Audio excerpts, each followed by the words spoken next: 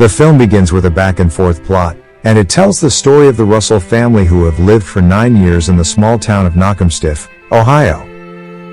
The family members are Willard Russell, Charlotte Russell, Arvin Eugene Russell, and Arvin's favorite pet dog. This family is very close and obedient to God.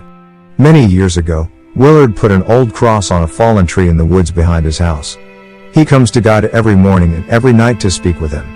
As he prayed, his mind always drifted back to the war in the South Pacific, when Willard and other soldiers found the body of Sergeant Miller Jones. The scene then flashes back to the previous 12 years, during which he has served in the military. On that day, he found the sergeant's corpse that had been crucified horribly and had been swarmed with flies. But it turns out that the sergeant is still not dead, he's still alive with a dying condition. Willard feels sorry for the man's condition, and he decides to put an end to his suffering by shooting him in the head. The scene then shifts again to show Willard, who has returned safely from war. On his way home, he stops first in the city of Mead in Ohio and goes to the restaurant, where he would fall in love and meet his future wife, Charlotte. Inside the restaurant, there is another man who falls in love with one of the other workers. They are Carl Henderson and Sandy. From here we can see that Carl's hobby is taking photographs. In the years to come, Carl would call Sandy as bait, himself as shooter, and they call their prey as model. After that, Willard returns home where he is picked up by his uncle named Earskull. On their way home, Willard gives a gift to his uncle in the form of a German-made pistol that he got during the battle against the Germans. Once they arrive at home, Willard is greeted with great warmth by his mother, who clearly adored her son. She is Emma Russell, a close and obedient mother to her lord. Willard didn't know that his mother had made a promise to God that if he came back from the war safely, he would be married to a girl named Helen Hatton. But on that particular day, Helen instead meets the man she will marry in the future. That man is Roy Lafferty, a man who is so obedient to God as well as fanatical about his religious beliefs. He lets lots of spiders bite his face with the belief that God is taking care of him. On their way home, Emma is thinking about what bad things would happen if she breaks her promise to God. But Willard, on the other hand, is thinking about something else, and he immediately goes to see Charlotte. Long story short, they are both now married, and they have a son named Arvin Eugene. They rent a house in the small town of Knockemstiff in Ohio. For the time being, Willard feels the presence of God behind his house. Until he decides to put a cross there. Meanwhile, at Willard's mother's house, the woman who was not betrothed to Willard, Helen Hatton, leaves the child from her marriage with Roy Lafferty to Willard's mother. Her child named Lenora. However, it appears that day will be Lenora's last day with her parents. In other words, Roy Lafferty will disappear the day after, and 7 years later Helen's body is found buried in the forest. Moving to 1957, Arvin now is 9 years old. 3 days earlier, when he comes home from school, Arvin returns home with a beaten-up face. Willard then takes Arvin to pray behind the house. But while they are praying, they are harassed and insulted by 2 hunters who come up behind them. At that moment, Willard is very angry with the hunter, but he knows that it is not the right time because they are praying. While they are at home, Willard takes Arvin and his pet dog to buy gas. But it turns out that they go to meet the 2 hunters earlier, and without further ado, Willard takes the opportunity to teach the 2 hunters a lesson that they will never forget. Motherfucker! You're gonna fucking kill him!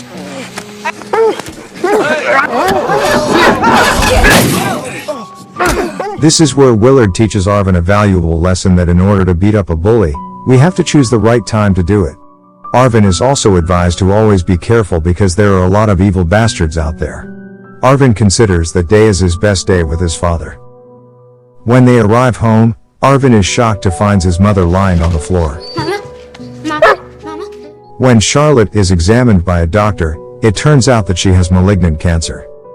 After knowing this, Willard keeps on bringing Arvin to pray to God to lift his mother's illness. Every day in the morning, afternoon, evening to night, Willard continued to ask God for help. Until one day, he starts to think that God might need more than just prayer. He thinks that God tends to ask people to make sacrifices to prove their faith. Therefore, he sacrifices Arvin's beloved dog.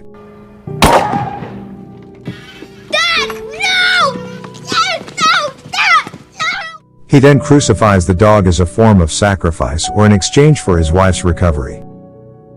But of course it is in vain because it appears that his wife has passed away and has been buried. Moreover, that day will be the worst day for Arvin.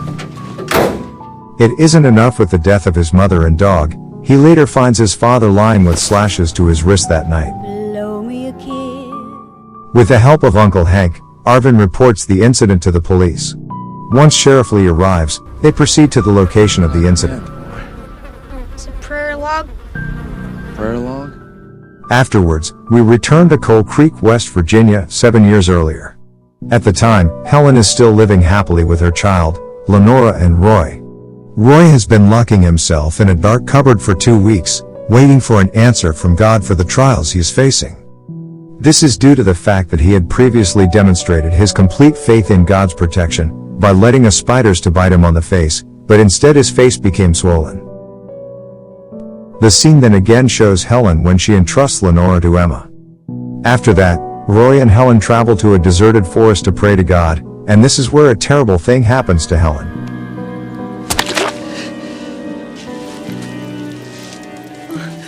Roy acts in this manner because he believes he has been granted grace by God, and he feels very confident that he can resurrect the dead person. With the grace of God in me, resurrect, return, But since Helen doesn't wake up, he then buries her in the forest. resurrect. After that, he and his paralyzed brother head south to escape. But because Roy really loves his wife and his child, he then leaves his paralyzed brother in the car. And Roy is currently attempting to return to Coal Creek in order to pick up Lenora, by taking a ride in someone else's vehicle. But the unexpected thing happens here. It turns out that Roy is riding in Carl and his wife's car. The two of them kindly gives Roy a ride. On their way, Roy, who feels tired, then falls asleep. When he wakes up, he is confused because he is invited to the forest near a deserted lake. Not long after, Carl forces Roy to make out with his own wife, and Carl himself will be there to witness it while taking photographs. Of course, Roy, who is very obedient and fanatical in his devotion to his God, will undoubtedly refuses to do so. No matter how severely Roy is threatened, he still keeps his faith.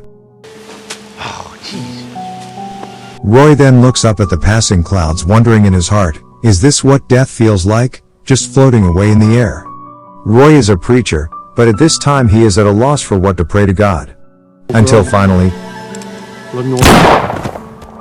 even after Roy's death, Carl continues to photograph his naked wife next to Roy's dead body. And that day is just the beginning for the two of them, and Carl is still figuring out his game plan. He realizes that he has to be more selective in choosing his model. We then return to Coal Creek, West Virginia 7 years after in 1957. At this moment, Arvin is being driven by someone to Emma Russell's house. We can also see that Lenora, the baby who had been entrusted to Emma, has now grown into a lovely young girl, and Lenora has now become Arvin's stepsister. Arvin is greeted very well by Emma, just like when his father was also welcomed when he returned from war. There is also Erskine, his uncle, who has been very loyal to accompany Emma's old age. The film then jumps ahead 8 years into 1965. Emma, Erskine and Lenora are celebrating Arvin's birthday. His uncle hands him back the gun he has gotten from Willard to Willard's son. At school, Lenora, who grew up in a religious family, is always ridiculed for her piety and pale face. These local greasers always corner her in the trash behind the school. When Arvin comes to help, he instead ends up with himself being beaten up. Arvin loves Lenora so much, just like his own sister, and he will do anything to take care of her. After school, Lenora always visits her mother's grave. Sometimes she reads the Bible aloud, imagining that his mother is there to hear it. Although Arvin has never prayed since his father's tragedy, he often accompanies Lenora when she comes home from school and to her mother's grave. On that day, the preacher of the church calls the two of them and says that he will be away for a long time. In the meantime, the child of his sister who grew up in Tennessee will take his place. The preacher wants their grandmother to know, so that their grandmother will greet the new preacher with a delicious meal. After that, Arvin and Emma go to the convenience store to buy chicken livers, which Emma is going to cook to serve to the new preacher. When it comes to cooking, Emma is one of the best people in her county. She is sure that it is God who has guided her hands and made her cooking so delicious. The day that the new preacher comes has finally arrived. Several other residents also bring their own dishes for the new preacher. The new preacher name is Preston Teagard. As the preacher tastes the juice from the chicken liver in his mouth, he gets inspiration for his sermon. In his sermon, he instead insults Emma's cooking, saying that there is a poor soul in the chicken's liver prepared on Emma's cheap plate. He figuratively says that Emma is a poor person, who can only provide chicken livers compared to other people who can give good meat. So he will sacrifice himself to eat those organs alone so that others can eat other delicious meats. Emma, who has never been humiliated in her entire life, bursts into tears when she hears this. Arvin is so mad at the new preacher, he thinks that he just wants to eat Emma's delicious chicken liver all for himself. Arvin wants to scold that new preacher but is stopped by Emma. The following day, as usual, Lenora is always bullied again by bad teens at her school. After that, Arvin takes Lenora to pray again. But this time Lenora prays alone because Arvin has other matters to do. Soon after, it begins to rain heavily there, prompting Lenora to take shelter in the church. She is then greeted by Preston there. Lenora then confides in Preston about her problem of being bullied at school. Preston immediately invites Lenora to pray in a quiet place for the problem she is facing. When they arrive in the forest, Lenora, who is very obedient to her God like her father used to be, believes everything that Preston says. At this point, Preston tells her that she must open herself up to God, by showing how she was created by the Creator. He claims that God will see it, and her faith will grow even stronger as they undress together in front of him. Meanwhile, in another place, it turns out that Arvin acts like his father used to. That is, he is always careful to choose the right time. He knows that his chances are greater if he doesn't defeat all of those evil bastards at once.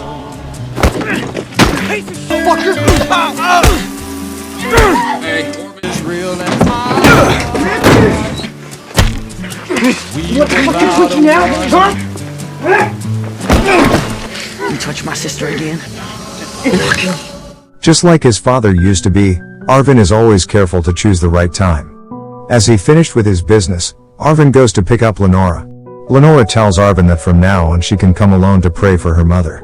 Lenora is now exactly just like her mother used to be, where she begins to feel the same force that drew Helen to Roy Lafferty before. The girl imagines can touch the love emanating from the preacher. The scene moves again to 3 months later in the city of Meade, Ohio. Sandy has reached the point where she can no longer bear the thought of living with a psychopath. At that point, she considers leaving her husband and going on her own. But she has been in a dilemma and finally decides not to. It is the summer of 1965, and the couple is getting ready for their 14th trip. Carl had decided a long time ago that the attractive young passenger is the best model. In the morning, Sandy is home alone because her husband is buying a new camera in town. She is suddenly visited by a police officer named Sheriff Lee. Sheriff Lee used to be the one who helped Arvin when Arvin lost his father. Lee comes to see Sandy because there is an incident of kidnapping a girl in Tecumseh that is often associated with Sandy's name. In order to maintain his good name, Sheriff Lee reminds Sandy not to messing around for a while, because there will be an election soon that he will be a part of. Before he leaves the house, it turns out that Sandy is actually his sister. In other words, this police guy has a psychopathic sister, which explains why he isn't doing anything in response to Sandy's actions.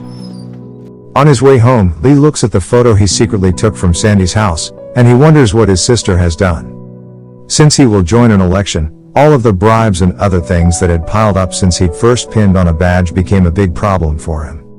Lee often meets someone named Leroy. This person gives a bribes to Sheriff Lee so that he can freely manage all his illicit business.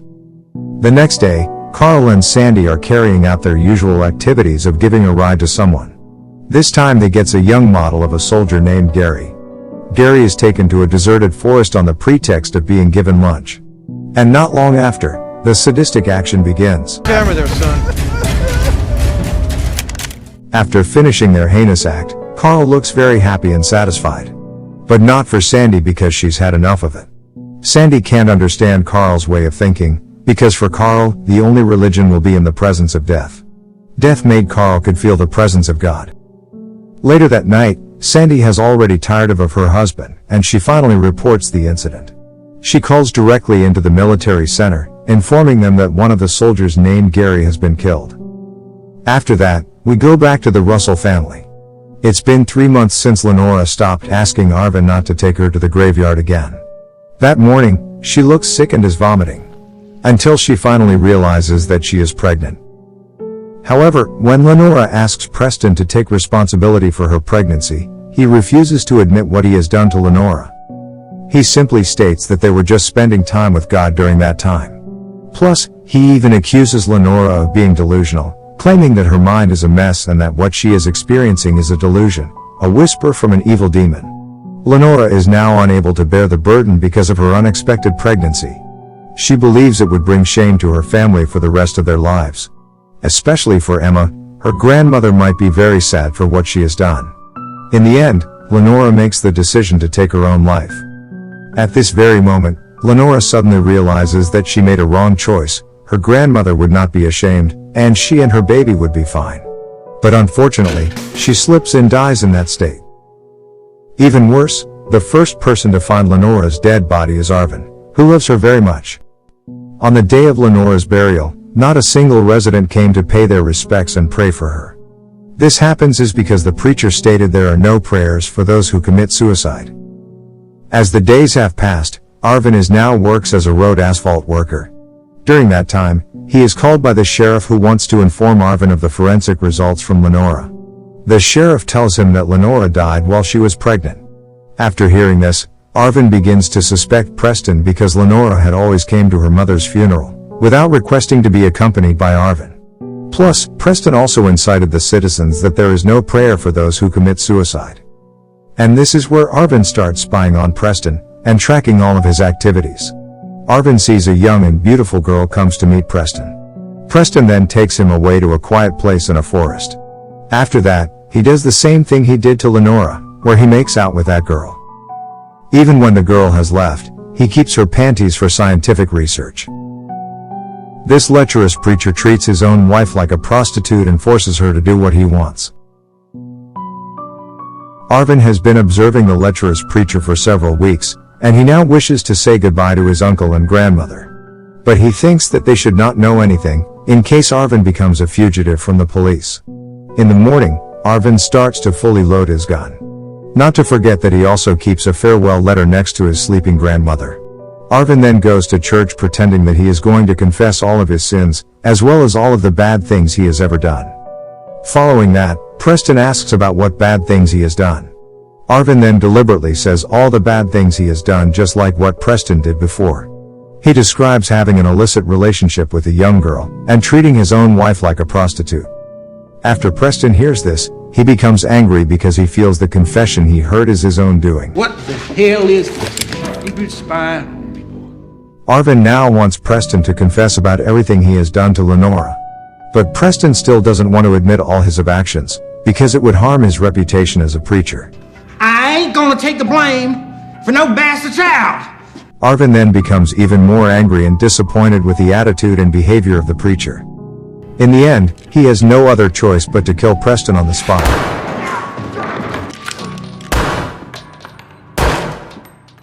After Preston died, Arvin leaves the place and suddenly feels like he wants to return to his childhood home in Knockemstiff, Ohio. He believes that no matter what happens, he should try to fix the things about his father that have always bothered him in his heart. But unfortunately, his car breaks down in the middle of his journey. The following day, Sheriff Lee is fed up with the pressure from his bribers, so he goes to their house and kills Leroy, as well as his bodyguard.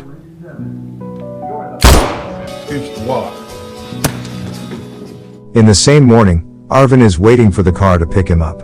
Coincidentally, a psychopathic couple pass by and they offer Arvin a ride to Knockemstiff.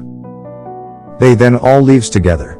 As usual, the psychopathic couple will make their excuse by pulling over for a while to pee, and see the beautiful scenery on the riverbank. We know that Arvin was always taught by his father that there are a lot of bad people out there. He notices that Carl is carrying a gun, which leads him to suspect this couple. And his instinct are right, Arvin knows that Carl would do something bad to him, which is exactly what happens. I'm so sorry. But before all of that happened, it turns out that Carl had been concerned about Sandy's recent behavior. He thought that it would be better if he was the only one who had a gun. Therefore, he then emptied the bullets from Sandy's gun, resulting in Sandy being the only one to die in the shootout. After that, Arvin discovers photographs of the victims they had killed, and Arvin takes them as evidence that these two people are evil. News of Sandy's death quickly spread to Sheriff Lee. Later, he comes at the scene of the murder and deeply regrets the death of his sister. Because after all, Sandy is still his own sister. Deep in his heart, Lee always blames Sandy's husband because he had made his sister's life worse. But it doesn't seem like Sheriff Lee has changed his ways at all. He then remembers the photo he had found at Sandy's house. After searching for it, he finds all the photos that prove that her sister and husband are serial killers. Lee then burns all of the photos to erase evidence of the crime that his sister had committed. After that, we return to Arvin, who is now riding in another car and has arrived at Knockemstiff. There he meets again with Uncle Hank, who has previously helped Arvin. Arvin is also thankful for the help that Uncle Hank and Sheriff Lee have given him in the past. It is at this point that Arvin gets to know from his Uncle Hank that the sheriff's sister and her husband have been found dead near the river. When Arvin hears this, he realizes that it was his doing. Meanwhile, Sheriff Lee has investigated and found a match between the murders of the preacher and his sister. He has now discovered that the murderer is Arvin, a young boy whom he had previously helped when his father committed suicide. Back again to Arvin, who has now arrived at the place where his father used to pray. Arvin buries the bones of his dog that had been crucified by his father. He begins to understand all of the deeds his father did in the past. His father was willing to do anything for his mother's recovery. After that, Arvin begins to forgive his father's mistakes and accept their death. Not long after, he suddenly hears the sound of approaching footsteps. It turns out to be Sheriff Lee, who now starts hunting for Arvin. Arvin Russell! Got some questions to ask you. I ain't here to hurt you. Here. Arvin eventually explains the reasons behind all of his actions. He confesses that he killed Preston because it had to be done, and not what he wanted to. And Preston is a bad preacher. Plus, Arvin is also forced to kill Lee's sister and Carl because they are also very bad persons. But Lee doesn't want to hear Arvin's explanation. They then shoot each other, but Lee's shot is blocked by a piece of wood. Meanwhile, Arvin manages to shoot right at Sheriff Lee. As proof that Arvin is not guilty, he then shows photos of his sister's crime to Lee. After Lee sees that photo, he finally dies. Arvin leaves all the evidence in the sheriff's pocket so that the other sheriff will find it. He then buries his father's gun along with the bones of his beloved dog. After that, Arvin starts his journey again, hoping that someone will offer him a ride. Not long after, there's a man who gives him a ride, and Arvin follows the man to his destination. On their journey, Arvin looks so tired. But after all of the things he's been through, Arvin doesn't want to fall asleep next to strangers again. As he struggles to stay awake, his mind begins to wander. He starts to think maybe the law will recognize he has done good things, and maybe he will be forgiven. Or perhaps he will be able to meet his grandmother and uncle again, though he knows maybe it is too risky. Here he thinks again, maybe he will meet a girl, then build a family like his father used to. Or maybe he will join the military and serve as a soldier. But it is undeniable that he is exhausted at this point, and he finally falls asleep, and the film ends.